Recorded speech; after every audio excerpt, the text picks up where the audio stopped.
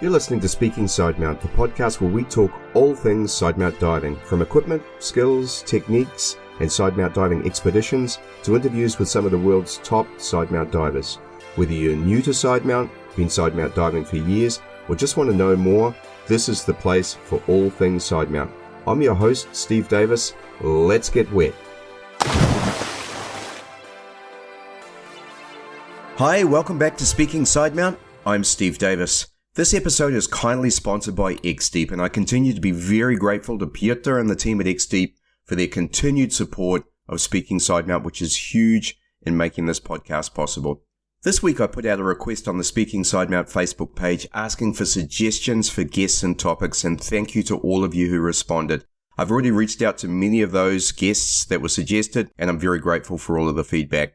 One suggestion that came up was from Tom Boderick regarding the use of sidemount for decompression courses such as Advanced NOTOX and Deco procedures with TDI, or the PADI Tech 4550 courses, and there are numerous others of this type with other agencies. This was actually pretty topical for me, as I'll soon be starting a course with some of my sidemount fundamental students to introduce them to what I call Tech Sidemount. This course builds on sidemount fundamentals and introduces a third and possibly a fourth cylinder that might be used for decompression or as a stage cylinder. The course covers cylinder setup, donning and doffing, multiple cylinders, hose routing and management, gas switches, and stage decompression ascents.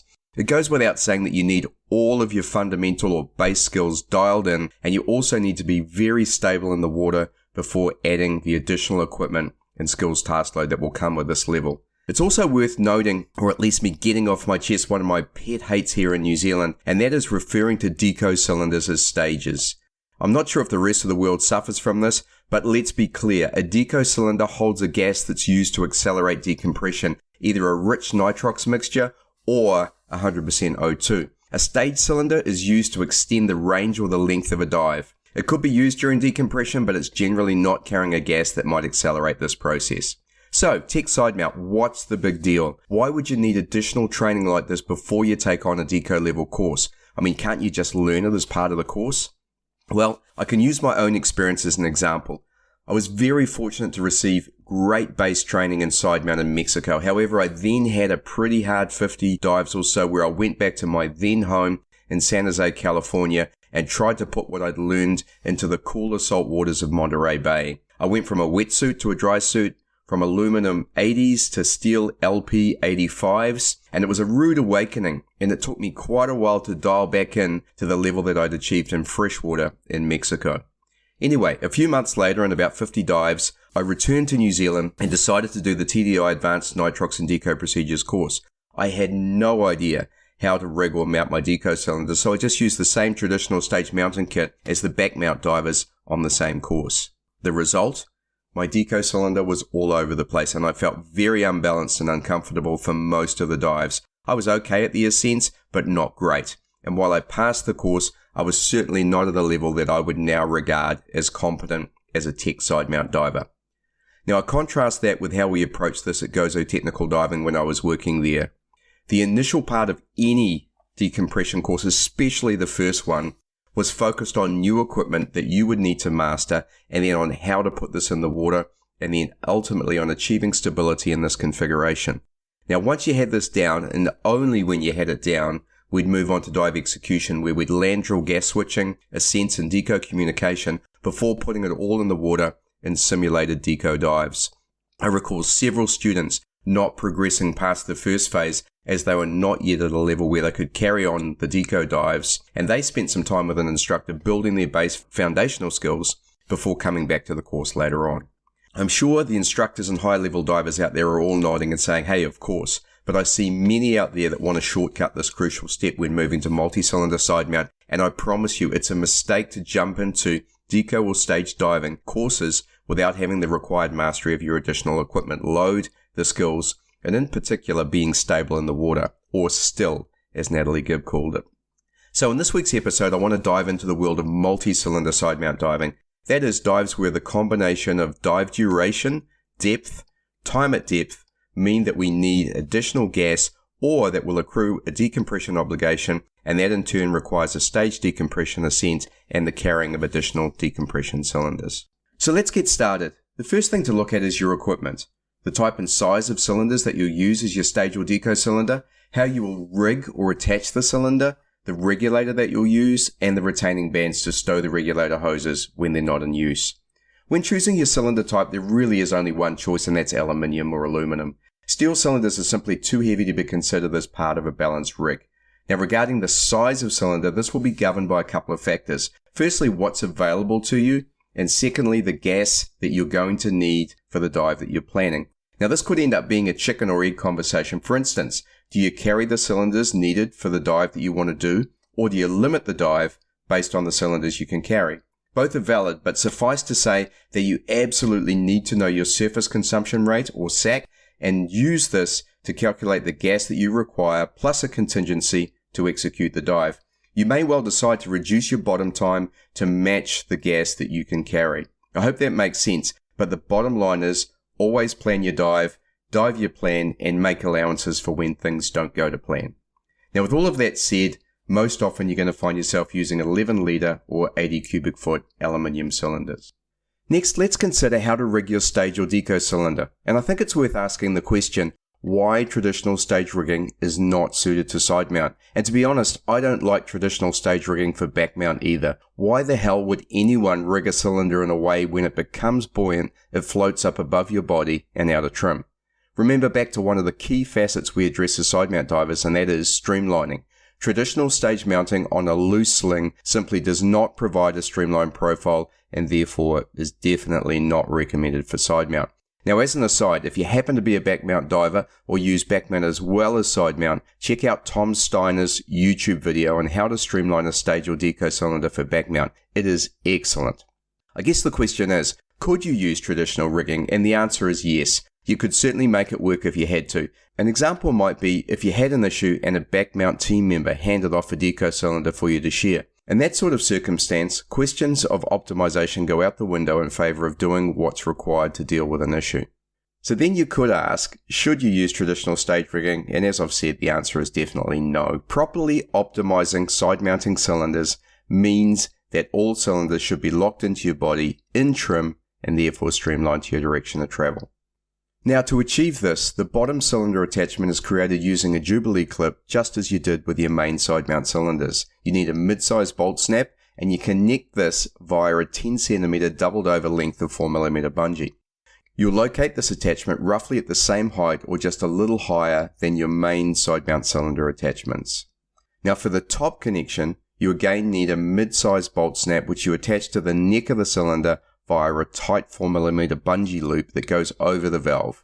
Both attachments are aligned to the opening of the DIN valve, so note this is roughly 90 degrees different to the way you mount your side mount cylinders.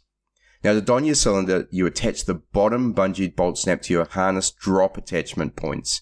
Now, the X-Deep Stealth 2.0 harness has a rectangular drop attachment attached to the back of the waist strap. They sit a little lower than the waist strap and roughly on the side of each butt cheek.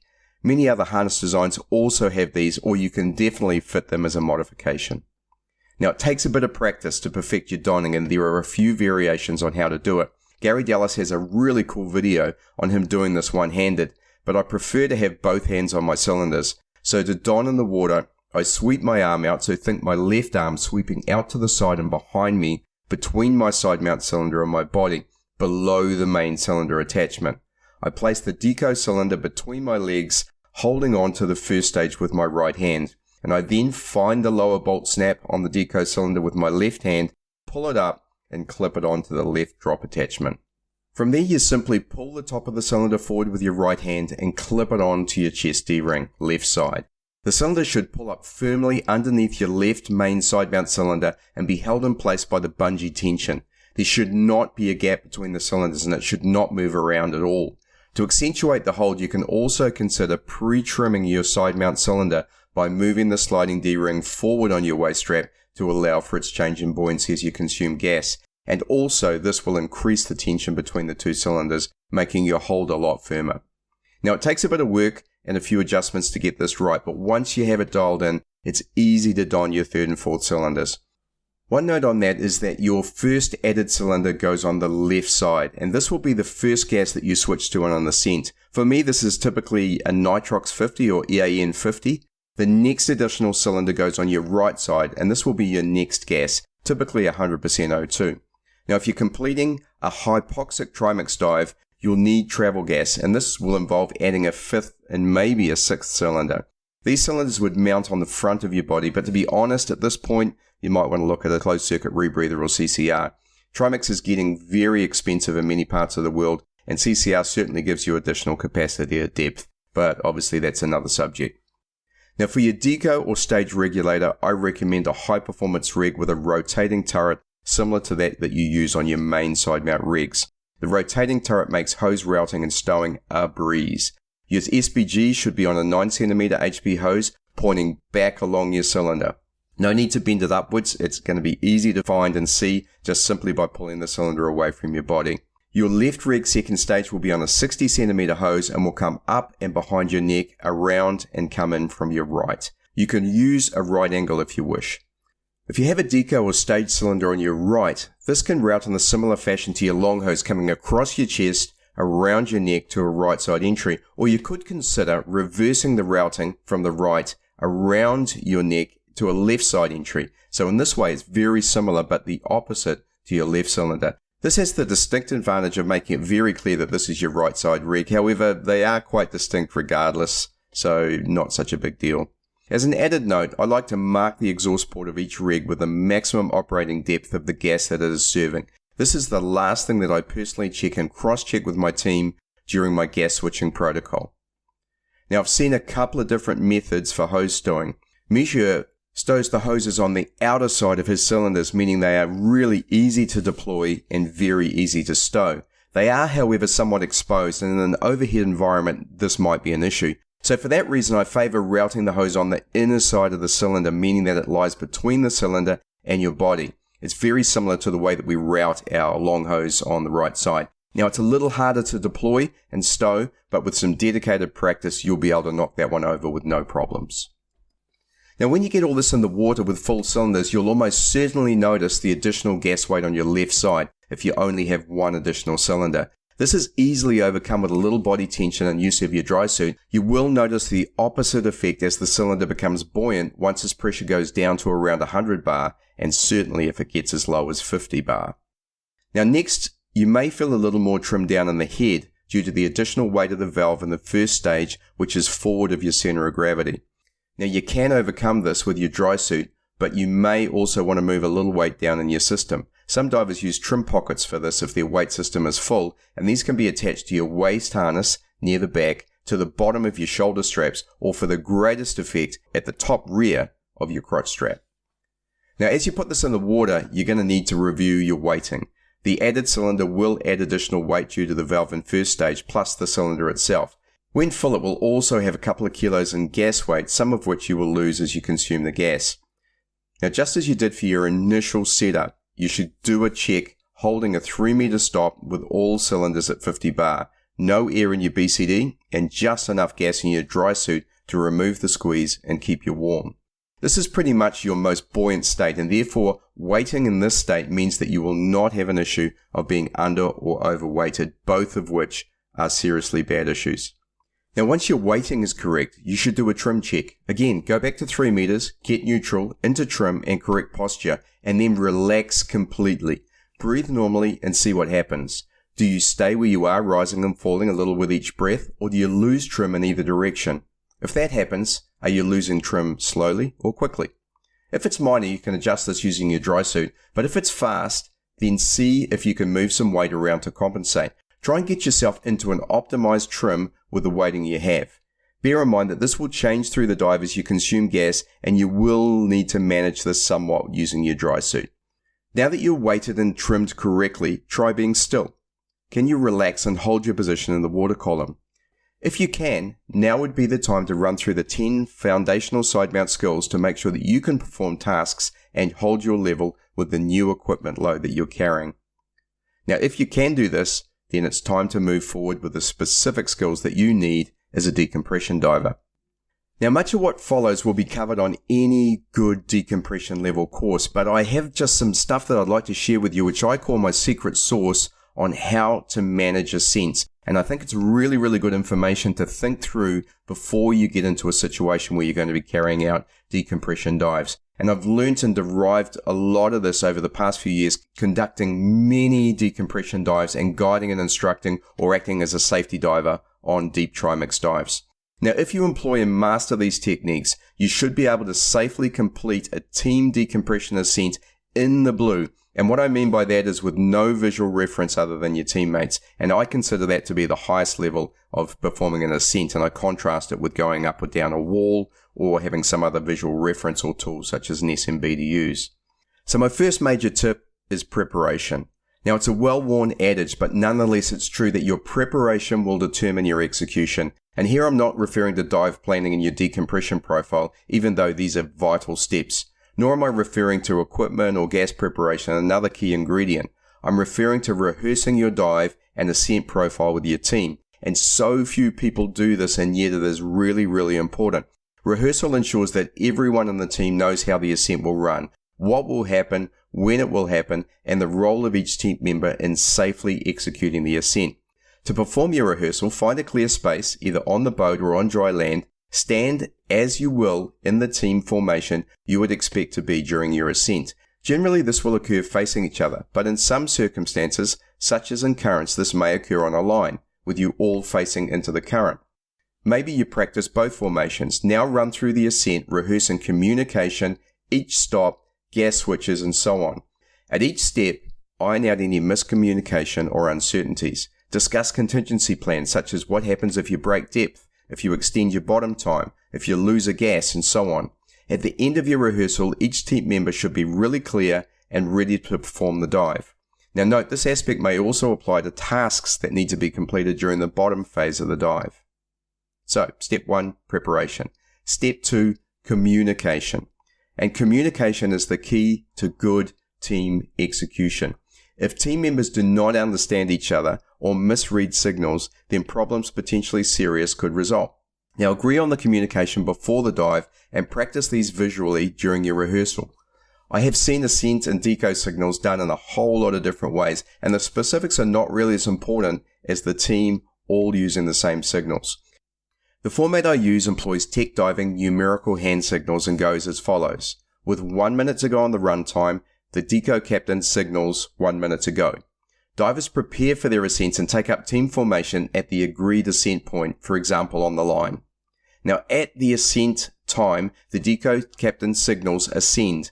He signals the new depth and the deco time for the new depth, and then as prearranged, the team either repeat the signals back or give an OK and the team ascend. Now when you get to a level where you require a gas switch, the deco captain will signal the gas switch. Now as prearranged again, each team member performs their switch protocol in turn while another team member checks and OKs each step. Now if you're in a team of 3, this can be done in rotation with one team member switching, one checking, and the third team member holding depth and providing a visual reference for the other divers. Now only when all divers have performed their switches should gases be changed on the divers' computers. Now, I made a reference a moment ago to the third team member holding depth and providing the visual reference, and I think this is really important. If you're the diver who is not performing the skill, then your responsibility is to hold depth so that the rest of the team have a visual reference, and this is super important if you're in the blue in particular. Okay, secret sauce or point number 3, personal execution. You cannot be an effective team member if your own dive skills are not up to the required level. Firstly, you need to be able to execute your ascent at the correct ascent rate and stop at the correct depth. Now, many decompression tables assume ascent rates usually around 10 meters per minute. Now, if you ascend too fast, obviously you risk bubble formation and decompression sickness. If you ascend slower, then you're on-gassing more than you've planned, meaning longer decompression.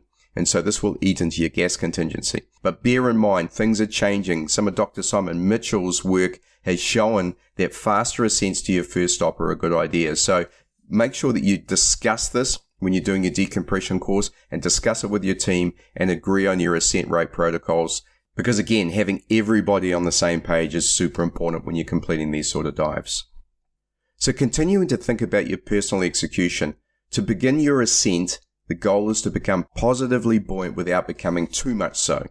So you have a few options to achieve this. You might start with a few upward fin kick cycles to get you started until positive buoyancy results from expansion of gas in your BCD or dry suit and you start to ascend. Now, if you're in a dry suit, make sure you open your exhaust valve so you can easily vent gas from the suit as it expands. Another option to start your ascent is to use breathing control. To do this, breathe in deeply, expanding your lung volume, and breathe out as you begin to ascend. Then take another deep breath to continue. Now note, I'm not for a minute suggesting breath holding here, just deeper breathing, holding a greater lung volume to increase your buoyancy and promote your ascent. Now as you ascend, your buoyancy will increase, accelerating your ascent rate. Most computers will visually display your ascent rate, so monitor your rate and adjust your buoyancy via breathing control and or dumping gas from your BCD and dry suit as you ascend. Use breathing control in the first instance by breathing either more deeply or more shallow, depending on whether you wish to accelerate or slow your ascent. When you dump gas from your BCD, do so in short bursts, testing the impact on your buoyancy and ascent rate before making any further adjustments. By carefully managing your gas release from your BCD, you'll avoid overshooting and dumping too much gas. Now, as you approach your target depth, say 1 to 2 meters to go, start to breathe out fully. This will reduce your buoyancy and slow your ascent. Take a shallow breath in, watch your depth, and see how you respond. Generally, especially as you approach your shallower stops, you'll need to dump gas from your BCD and dry suit to allow you to comfortably hold your new depth. Now, after dumping gas, test your buoyancy via a couple of breathing cycles. If you're starting to ascend past your stop, breathe out fully. See if you stop or descend. If so, you may be okay or only require a small adjustment to your BCD. If when you breathe out fully, you continue to ascend, dump some gas from your BCD or dry suit, then complete the breathing cycle test again. Repeat until you're stable at your target stop depth. Now that we're at our target depth, we need to hold this for the duration of our stop. Now, I mentioned relaxed static stability earlier, and that is the ability to hold a specific depth in trim without undue movement, especially hand movements or finning. You can't be swimming in circles to stay in formation, and I've found that possessing a back kick really helps in holding formation and will change your diving for sure. On to point 4, team execution. Now, given each team member is in control of their ascent, stable, and able to complete ascent tasks, now we need to put this together as a team. A lot has been written on the ideal team sizes, and 3 seems to be the consensus regarding the effectiveness versus size. Obviously, standard buddy teams of 2 and teams of 4 will also work fine. Greater than 4, you might want to consider splitting into smaller teams. Within the team, each member should have a primary role and be able to back up the roles of other team members if required. Now, generally on decompression dives, the roles might be Deco captain, that is the person that controls the ascent and the decompression plan, someone responsible for navigation, and someone responsible for bottom time or depth. Now, unless you're part of a dive course, the dive plan should be limited to the experience level of the weakest team member. And in this way, you're avoiding doing trust me dives where a team member might be taken beyond their comfort zone or beyond their limits. You should also consider making the weakest team member the deco captain, thereby allowing them to gain leadership experience surrounded by more capable divers. Okay, so in summary, executing your ascent is now just a matter of putting all of these points together. Your preparation, your communication, your personal execution, and your team execution. Now, I want to make a few more closing comments on gas switching because it's a critical element in successfully completing a decompression ascent. And remember, one of the most common preventable causes of technical diver deaths is switching to the wrong gas at the wrong depth. So, how do we make this happen? And there's an acronym called NOTOX that is in very, very common usage for managing the process or protocol for switching gas. NOTOX. So let's go through each step in turn and then discuss what this means. Now the first one, N, is note the name on your cylinder that you wrote and the maximum operating depth on the label. Now this ensures 2 things. Firstly, it makes sure that you've got your own cylinder and there is always a possibility that you've grabbed someone else's cylinder and have donned that for your dive. So number 1, it's your cylinder, you tested the gas, you wrote the label, and therefore you know that you have the right cylinder. Secondly, O, observe your actual depth and compare it to the MOD. So are you at the right depth or are you not? So now you've made the check that the gas is breathable at the depth you're at. T, turn on the valve and check the cylinder pressure. This makes sure that the valve is fully open and therefore the cylinder will breathe properly, and also that it has the gas pressure that you need. O stands for orient, and by this we mean orient the second stage, rotate the rotating turret upwards, deploy the hose, and put it in place so that you're ready to breathe the hose, but not yet, not until we've finished the final step, and that is examine. And with examine we mean three things. Firstly, turn side on, point to the marking on the bottom of your cylinder so that your teammate can check that you're breathing the right gas, and that marking will show the MOD on the cylinder.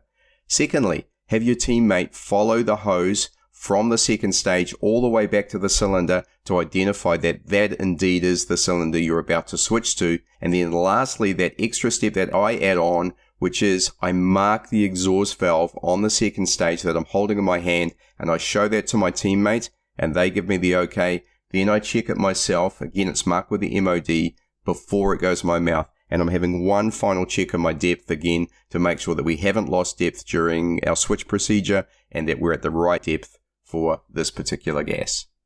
So that's gas switching, and I can't emphasize how important this is. I have had a situation personally where I've had a teammate who almost switched to the wrong gas, almost switched to 100% O2 at 21 meters, and we managed to catch that during the NOTOX gas switch. Now, you could say, should we have caught this earlier? And absolutely, it should have been caught earlier. However, when all else fails, the NOTOX gas switch protocol is your last step to make sure that you do not make a mistake.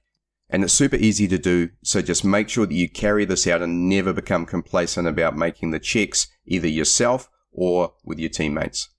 So I hope that helps. And a lot of that wasn't really specific to side mount. I mean, all of this applies to open circuit diving regardless of whether you're back mount or side mount. But I think it's really important as we become tech side mount divers that our execution of both our side mount skills and also our ascent skills and our management of decompression in teams is at the highest level. And so I really wanted to be able to share some of the information that I've gleaned over many years now of executing decompression and technical dives. So thanks very much for listening to that. A few points in closing today. I just want to remind you about the Side Mount Fundamentals ebook that's available through www.sidemountpros.com. We also have information there on the Truck Lagoon 2020 trip with Pete Mesley's Lust for Rust. I'm going to have information up there soon on Niue 2019, which will be happening in September of this year.